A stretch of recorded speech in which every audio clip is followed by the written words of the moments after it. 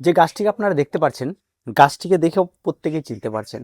গাছটি হচ্ছে golden China doll, যেটা সাধারণত আমরা রেড মাচাল বলে থাকি। আর এই গাছটি কিন্তু বর্তমানে বেশ ফেমাস।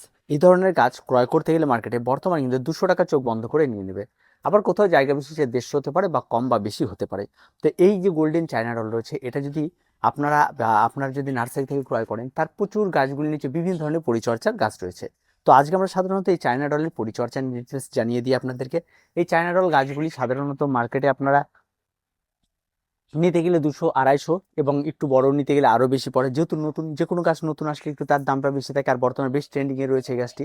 আর এই গাছটি যখন আপনি আপনার বাড়িতে নিয়ে আসবেন, তার প্রথম কাজ হচ্ছে আপনি পলিব্যাগের গাছ নিয়ে আসুন বা প্লাস্টিকের গাছ নিয়ে আসুন। গাছটিকে সাধারণত একটু হালকা শেডি জায়গাতে বেশ কিছুদিন রেখে দেবেন। রেখে দেওয়ার পর আপনার কাজ হবে তারপরে যে পট নির্বাচন। আপনি দেখবেন যদি পলিব্যাগের গাছ হয়, তাহলে গাছের সাইজ অনুযায়ী আপনাকে টব নির্বাচন করতে হবে। আপনি যে একবারে বড় একটা টব নিয়ে নেন তাহলে কিন্তু হবে না। ঠিক সাইজ দেখে আপনাকে বুঝে কিন্তু আপনাকে টব নির্বাচন করতে হবে। আর টবটি যখন নির্বাচন করবে, সেটা প্লাস্টিক হতে পারে, মাটি হতে পারে, আপনার পছন্দ মতো যে কোনো টব নিলে কিন্তু একদম কমপ্লিট, কোনো রকম কোনো অসুবিধা হবে না। তারপরে যে বিষয়টা থাকবে সেটা হচ্ছে মাটির মিশ্রণ। মাটির মিশ্রণ কিন্তু এই সমস্ত গাছের জন্য কিন্তু আহামরি বিশাল ইনডোর প্ল্যান্ট অনেক কিছু করতে হবে এমনটা কোনো রকম বিষয় নেই। এই সমস্ত গাছের নর্মাল মাটির মিশ্রণ আপনারা করুন। যেমন 50% মাটি রয়েছে, 30% কম্পোস্ট রয়েছে, 20% বালি রয়েছে।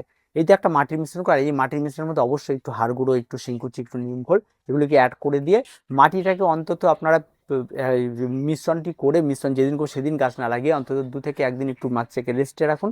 রেস্ট রেখে তারপরের দিন আপনারা গাছ লাগান। গাছ লাগানোর সময় কখনোই এই পলিব্যাগের এই প্যাকেটটি রয়েছে, প্যাকেটটি কখনোই খুলবেন না। একদম প্যাকেট সহই লাগানোর, প্যাকেটটিকে খুলেই রুট বলটাকে কখনোই ভাঙবেন না।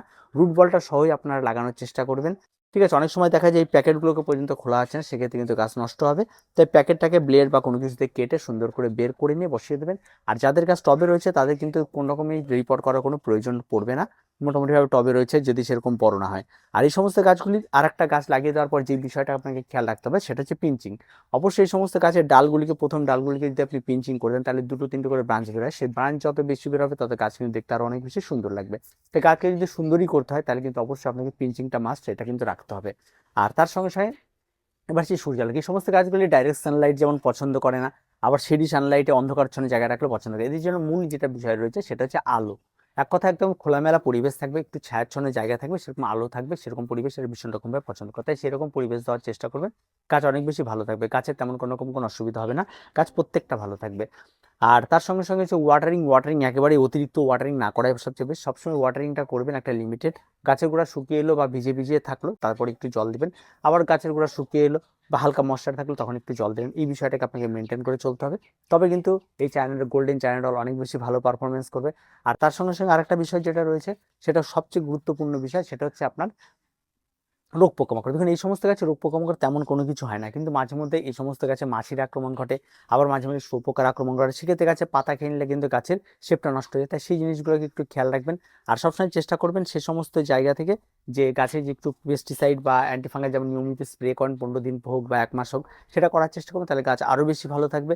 আর গাছ কিন্তু দেখতে সত্যি অসম্ভব সুন্দর থাকে। আর এই সমস্ত গাছে এই যে গোল্ডেন দেখেছেন পাতার গ্লিজিটা আরও বাড়ে গাছ বড় হওয়ার সঙ্গে সঙ্গে। আর গাছে ফার্টিলাইজার এবার ব্যবহার করি। গাছ লাগিয়ে দেওয়ার 21 দিন পর থেকে আপনার গাছে ফার্টিলাইজার ব্যবহার করে, মিক্স খাবার যেটা থাকে হাড় গুঁড়ো, শিংকুচি, নিমখোল, এই সমস্ত কিছু মিশিয়ে যে মিক্স খাবার তৈরি করেন, সেই সমস্ত মিক্স খাবার তৈরি করবেন, এই সমস্ত গাছে ব্যবহার করুন। কোনো রকম কোনো অসুবিধা নির্দ্বিধায় আপনি ব্যবহার করতে পারেন। গাছে ব্যবহার করতে রাসায়নিক সার হিসেবে আপনার ব্যবহার করতে হয় এনপিকে 20-20-20, এনপিকে 12-61-0 যদি আপনার কাছে থাকে, সেটা আপনারা 1 লিটারে 2 গ্রাম গুলে এনে গাছে পাতায় স্প্রে করতে পারেন 15 দিন পর পর। কোনো রকম কোনো অসুবিধা নেই, গাছ খুব ভালো থাকবে এবং গাছ অনেকটা বেশি পরিষ্কার পরিচ্ছন্ন থাকবে। তো এই ছোট ছোট কাজগুলি যদি আপনি করতে পারেন, আপনার গাছ আরো বেশি, অনেক বেশি সুন্দর হয়ে উঠবে। আর প্রত্যেকটা গাছে কিন্তু আরেকটা জিনিস খেয়াল রাখতে হবে, গাছ যেন ঠিকঠাক থাকে। গাছকে সুস্থ রাখতে গেলে কিন্তু আপনাকে একটু ছোটখাটো পরিচর্যা করতে হবে। যেমন এই সব নিচের পাতা রয়েছে অনেকগুলি, সেই পাতাগুলিকে একটু কেটে দেওয়া। ঠিক আছে, এই সমস্ত ছোটখাটো পরিচর্যাগুলি কিন্তু আপনাকে করতে হবে। যত বেশি আপনি পরিচর্যা, আপনি কেয়ার করবেন, গাছ তত কিন্তু বেশি ভালো থাকবে। তাই এই সমস্ত বিষয় নিয়ে অত ভাবার কোনো কিছু নেই। নর্মাল গাছ, খুব সহজ পরিচর্যার গাছ, প্রত্যেকে নিতে পারবেন। আর তেমন কোনো রকম কোনো কঠিন কিছু এর মধ্যে পাবেন না আপনি। আর প্রত্যেকেই করতে পারবেন, প্রত্যেকেই এই সমস্ত গাছগুলি ক্রয় করার চেষ্টা করুন।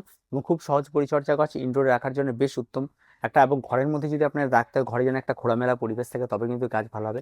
অনেকে রয়েছে গাছ লাগিয়ে দেওয়ার পর গাছ বাড়ছে না। গাছ না বাড়ার মূল কারণ যেটা থাকে, সঠিক মতো খাবার দেওয়া হয় না, সঠিক মতো গাছের সূর্যালোকটা পৌঁছায় না বা আলোটা পৌঁছায় না, এই সমস্ত ব্যাপার রয়েছে। আর তার সঙ্গে সঙ্গে রয়েছে মাটি ঠিকঠাক করে করা হয়নি।